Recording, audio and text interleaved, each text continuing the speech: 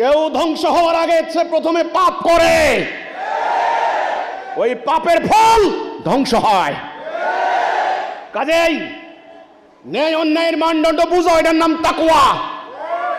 কোনটা ন্যায় কোনটা অন্যায়, কার বিরোধিতা করবা কার বিরোধিতা করবে না, কোনটা বিরোধিতা করা যুক্তিসঙ্গত ন্যায় সঙ্গত, আগে জামাত শিবিরের ভাইয়েরা আগে সেটা আগে মেনে নাও। তোমাদের রাজনৈতিক সম্পর্কে আমি জানি, আমার থেকে কেউ বেশি জানে না। এই কুমিল্লায় যারা জামাত শিবির করে প্রত্যেকটা নেতা এখন যেগুলা জন্ম নিয়েছ, তোমরা হয়তো আমাকে চেনো না, কিন্তু কুমিল্লার জামাত শিবির প্রত্যেকে আমাকে চেনে, আমাকে জানে। কাজেই আমাকে কথা বলতে বাধ্য করো না, আমরা তোমাদের ক্ষতি করি নাই। আমার বক্তব্যের কারণে তোমাদের 10টা হলেও তোমরা ভোট পেয়েছ। তোমরা কি কারণে আমার ভাইদের উপর হামলা করছো? আমি কেন্দ্রীয় জামাতের